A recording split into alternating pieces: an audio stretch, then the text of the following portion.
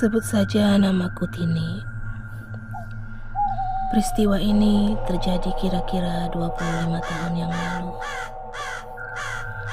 Aku mempunyai seorang teman. Sebut saja namanya Tati. Waktu aku remaja, aku dan Tati bertetangga. Rumah dia dan rumahku hanya terpisah 2 rumah saja. Aku, adikku, dan Tati bersahabat. Dan kami mempunyai kegiatan rutin di malam hari, yaitu belajar pencak silat.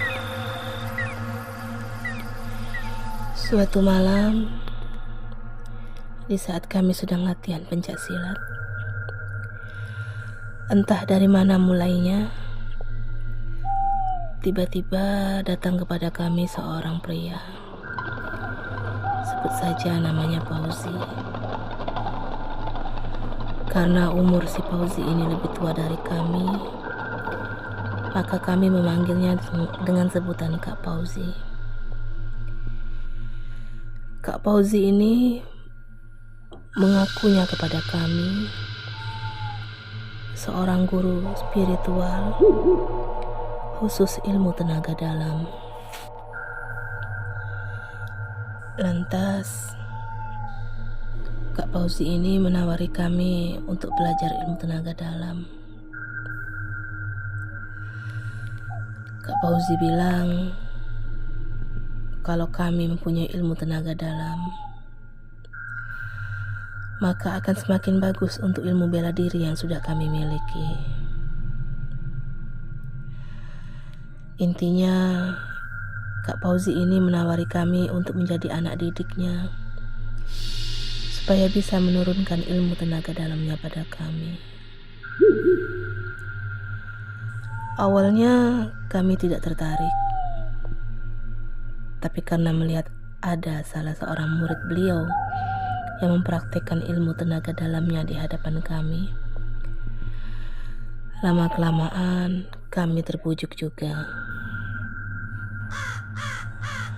Singkat cerita, setelah meminta izin dengan orang tua kami, akhirnya aku, adikku, dan sahabat kami Tati akan berlatih tenaga dalam di lokasi yang sudah diberikan oleh Kak Fauzi. Walau lokasi yang diberikannya itu lumayan jauh dari rumah kami, tapi karena jiwa pendekar kami saat itu, maka jarak bukanlah masalah bagi kami. Namun, ada satu kesalahan fatal yang kami lakukan, yaitu kami berniat pergi untuk belajar tenaga dalam tersebut, tidak meminta izin dulu kepada guru besar kami. Dan itu merupakan kesalahan besar yang sangat kami sesali sampai sekarang. Karena kami pikir jika kami meminta izin, pasti tidak akan direstui oleh guru besar kami tersebut.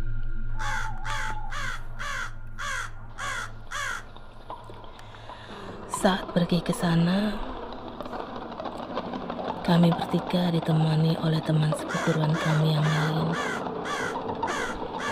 Kira-kira ada orang 4-5 orang yang bertujuan untuk menjaga kami bertiga. Ditambah mereka bilang takut terjadi apa-apa dengan kami bertiga. Karena saat itu memang kami masih gadis remaja belasan tahun. Kira-kira setengah jam perjalanan, sampailah kami di tujuan.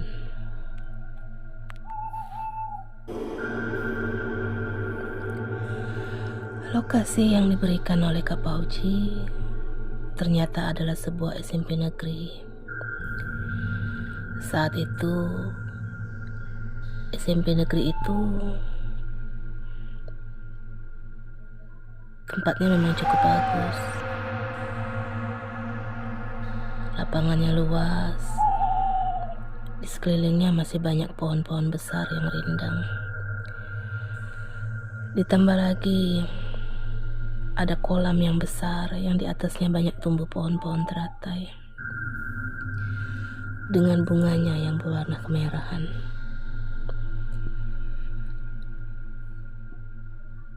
Di pinggir sekolah tersebut terdapat pohon bambu. Pohon bambu yang sangat rimbun.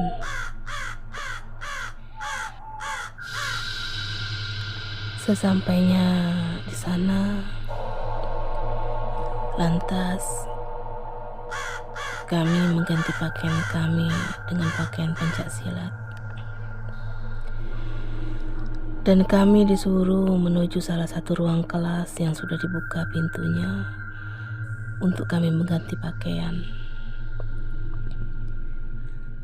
Tapi entah kebetulan atau bagaimana,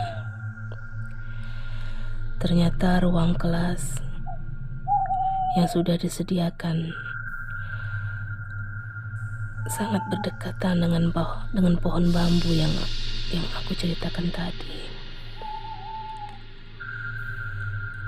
Pohon bambu itu sangatlah lebat,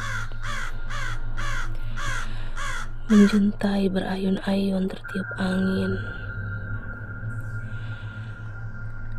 Aku merasakan ada sesuatu yang tidak beres di pohon bambu itu.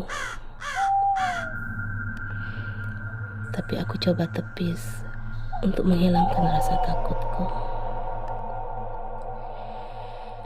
Akhirnya, setelah berganti pakaian, kami buru-buru keluar dari dalam kelas dan lantas menuju lapangan untuk berlatih. Ternyata selain kami bertiga, ada kira-kira 10-15 orang lagi yang ikut belajar bersama kami saat itu, yang juga ikut berlatih ilmu tenaga dalam. Kira-kira 2 jam kami berlatih. Akhirnya Kak Fauzi mengakhiri pelajaran hari itu dan menyuruh kami untuk pulang. Sampai saat itu semuanya aman terkendali. Satu persatu murid yang lain mulai pulang, dan tinggallah hanya rombongan kami yang belum pulang. Karena saat itu masih sore, kira-kira pukul 4 sore, kami lantas tidak langsung pulang, tapi malah berkeliling di sekolahan itu dulu. Dari lantai bawah sampai lantai atas, kami telusuri satu persatu. Kira-kira pukul 5:30 sore, setelah kami puas berkeliling, kami berniat pulang. Lantas masuklah aku ke kelas tempat pertama kami berganti pakaian tadi. Ternyata adikku sudah duluan berganti pakaian dan menunggu di luar kelas. Melihat adikku sudah berganti pakaian, aku mempercepat langkahku untuk masuk ke dalam kelas, mengingat hari sudah mulai gelap. Saat masuk ke dalam kelas, aku tidak menemukan siapa-siapa lagi selain temanku Tati.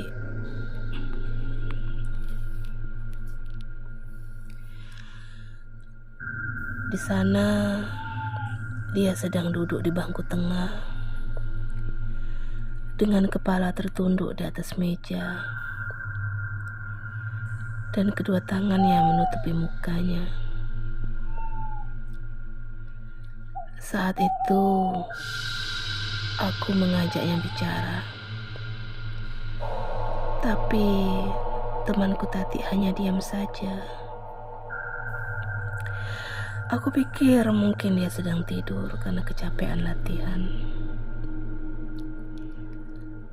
Selesai aku berganti pakaian, aku memanggil kakak seperguruan kami, sebut saja namanya Kak Jai.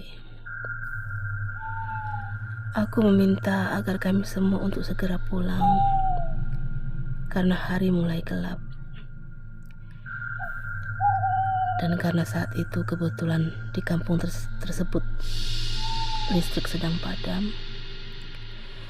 maka Kak Jai membeli sebuah lilin untuk penerangan.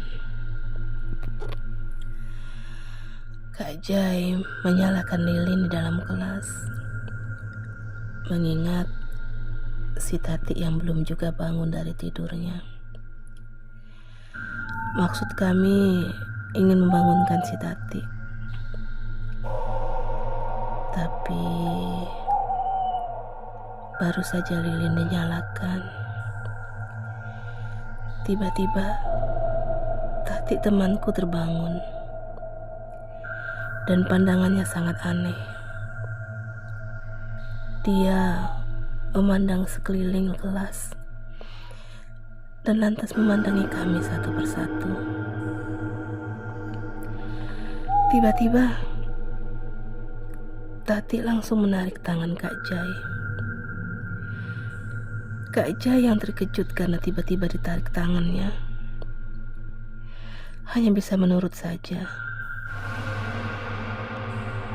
Ternyata temanku Tati mengajak Kak Jai pergi menuju pohon bambu itu.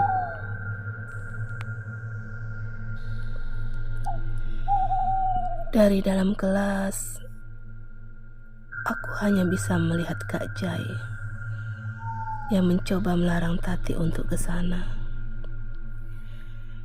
Tapi Tati menolak. Akhirnya terjadi tarik-menarik antara Kak Jai dan Tati. Dan alhasil, Tati berhasil menarik tangan Kak Jai untuk tetap menuju pohon bambu kuning tersebut.